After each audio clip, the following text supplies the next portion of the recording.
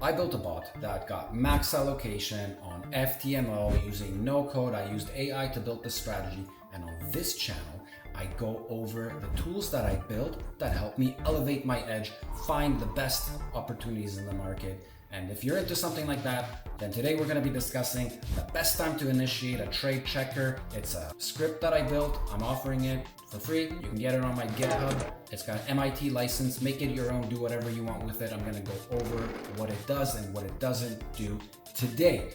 And so you can look at over here, check what it does and what it doesn't do and how to use it and basically what you're going to need to run it. I run it with Python using VS Code. If you want to know how to do that, I just made a video on how to simply do that, how I did that. Anyone can do it. No code background, nothing. Okay, so you're going to get this code here and you're going to be able to run these tests as I show you. And what it does, it basically produces these beautiful graphs and easy to understand information that helps me to determine, where I should be concentrating my time, how I should be using my filter, my trading strategy, and where I should be trying to see how I could tweak it. So for example, we're looking at, maybe the 1630 over here scored the highest in this particular segment. So I might be concentrating my time on that. And on the short side, it looks like it's a 1500. I'm probably not going to do it in the Asia session because it looks like it's a crappy time to run this particular combination of 50 to 15 stop loss target combination, so to speak. Now, all of these things are fully customizable. I'm just simply going through it right now. I'm just showing you this is the kind of information that you'll be able to see, and we will go over this in a minute. But first, let's just talk about what this does and how it works. So over here, we would select a holding time. We want to see what is the winning trade probability, and we give it a certain amount of time. So in this case, for example, I'm going to go with 12, and it will check every 15 minutes to see what combinations of take profit and stop loss are able to either get a win, loss, or neither. Okay, that's what we're gonna run here. It's gonna be adjusted to take a spread of 150 points in MT4. On the NASDAQ, it's $1.50 with my broker. The spread is a little bit lower. You can adjust this plus or minus. You can also adjust the point size because it's gotta fit against your data set. So the data set, for example, here is the data set. This is what it looks like. And you can see the points over here, just basically dollars and cents. So that's why it's configured this way. But if your trading instrument is something like the Japanese yen or something, and it's got a bunch of other zeros, or it doesn't have zeros, or whatever it is, or if it's oil, whatever the broker does, you can make adjustments here as you see fit. You can also add slippage.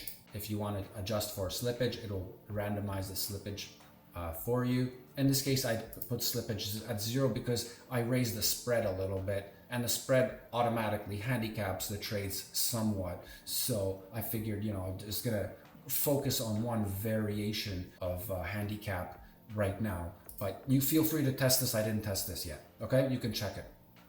Next, the target in points and stop loss in points. You can change these figures. So currently it's set to test every single target. Starts the range at 50, ends at 401, but it goes in segments of 25, and the stop loss is the same. So it'll start at 15 and 100. So the stop loss, we're looking for the stop loss to be lower. You can change these. You can make the stop loss higher. You can make the take profit lower, and you can see what works, what doesn't, and what not. Now, and also the increments are 5. So over here, the increments are a little bit tighter. There's also less of them. So that's why I did it in 5.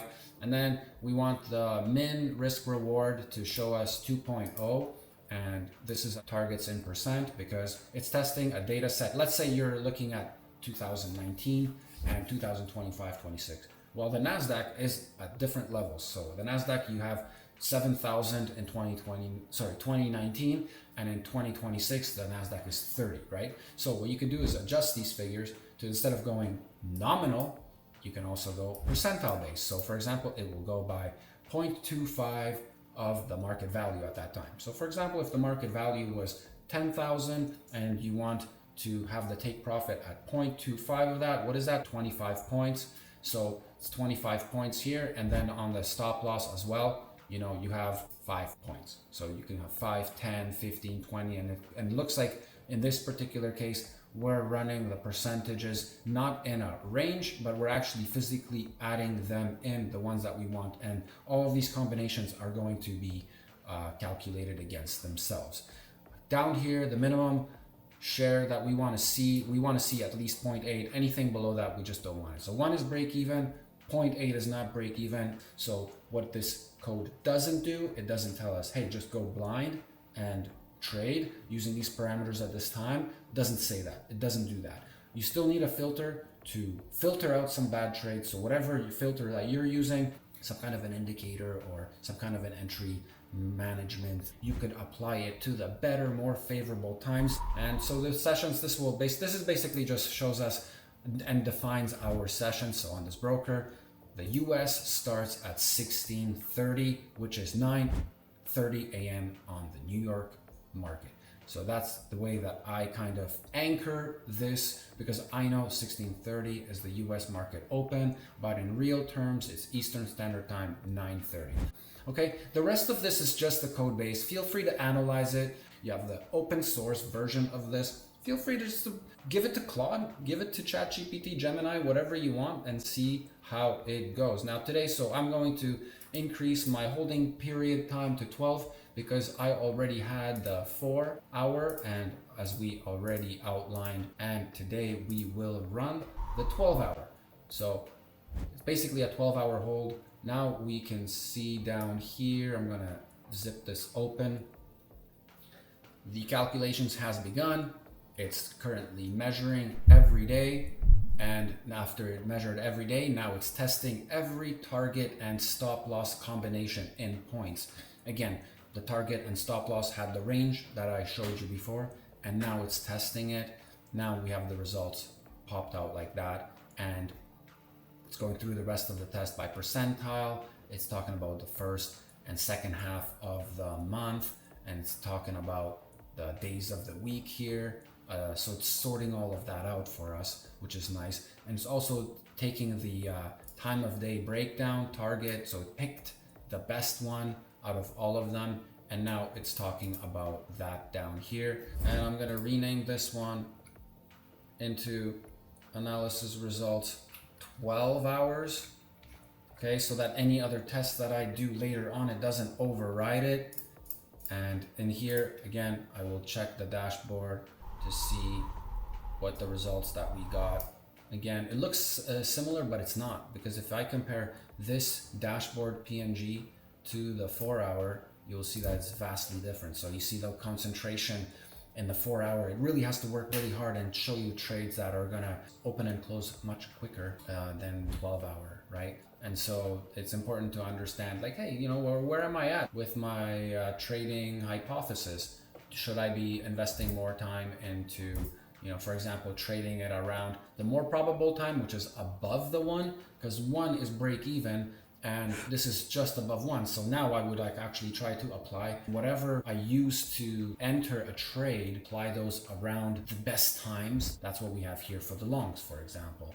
And over here we have the shorts. So the shorts tell a totally different story. We're at around 97% of break even, but at a different time. So 14:15. I'm already getting ideas on how to use the short side, because, well, if the NASDAQ continues to go up, maybe I don't need to worry about, taking longs, because I could just own the NASDAQ, right? But I could protect myself from drawdowns when the NASDAQ is going down with a strategy that would profit on the way down to offset my risk and not create large drawdowns on my portfolio. This is just a tool that helps you kind of look at the market in a more of a three-dimensional view, understand where the probabilities lie and where you might want to invest your time.